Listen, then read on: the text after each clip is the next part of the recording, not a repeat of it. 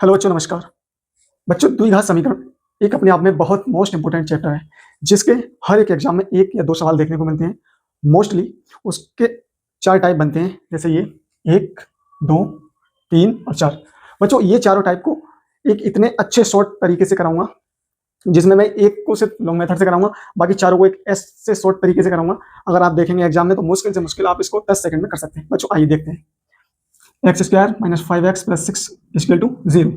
तो इसको जो ये 6 है वो दो संख्याओं का गुणनखंड, जो दो संख्या इनके मूल निकलवाता है उसका गुणनखंड है, और ये 5 जो होता है वो उसका योग होता है।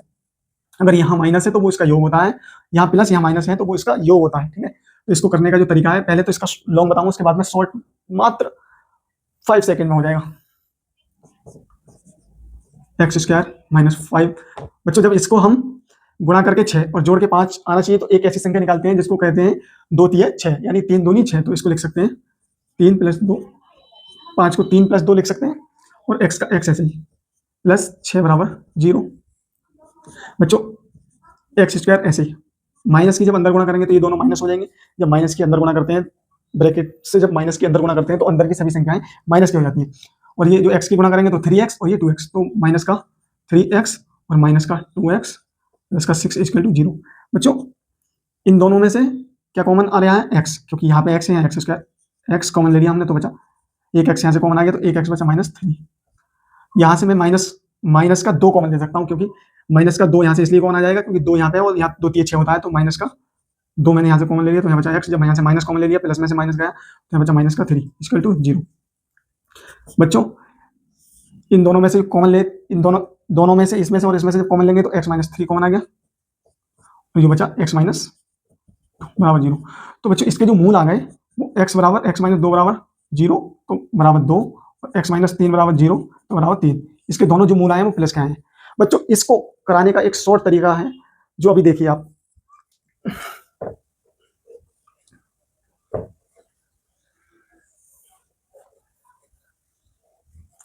अभी मैंने बच्चों आपको बताया कि ये जो है 6, जो a गुणा b यानी दो संख्याओं का गुणनखंड, मूलों का गुणनखंड, और ये जो क्या है 5, ये a प्लस b दो संख्याओं का योग।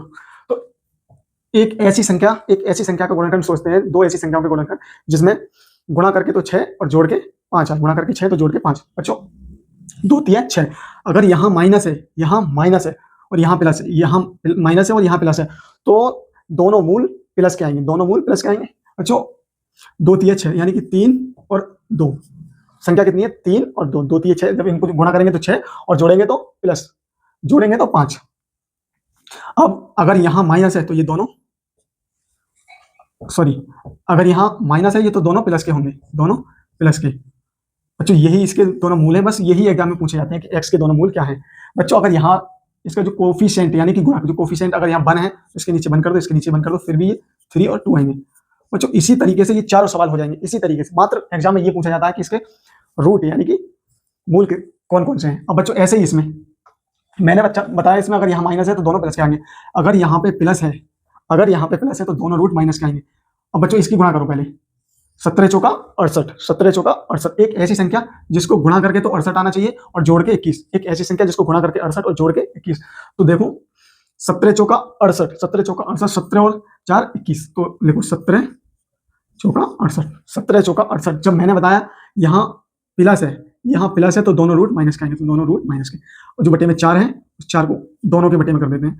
तो पहला मूल आया, दूसरा माइनस का 1 आया, और पहला आया 17/4। बस इतना करना होता है बच्चों, इतनी आसानी से। अब बच्चों, इसको मैं कराता हूँ, ये आप कमेंट बॉक्स में बताएंगे। बच्चों देखिए, एक ऐसी संख्या जिसको गुणा करके तो 153 और घटा, अगर यहाँ प्लस यहाँ माइनस है तो ये घटा के आएगा, ये घटा के, अगर यहाँ दोनों माइनस है तब भी घटा के आएगा। बच्चों, अगर पिछली वाली जो संख्या होती है सी, इसको सी बोलते हैं, अगर यहाँ पे माइनस है तो उसमें घटा के, जो इसका गुणा करके तो 153 और घटा के 8 आना चाहिए, और अगर दोनों जगह माइनस है तो वहां भी घटा के 5 आना चाहिए। बच्चों, इसको देखो, गुणा करके 153, ऐसी दो संख्या सोचिए जिसकी गुणा 153 हो।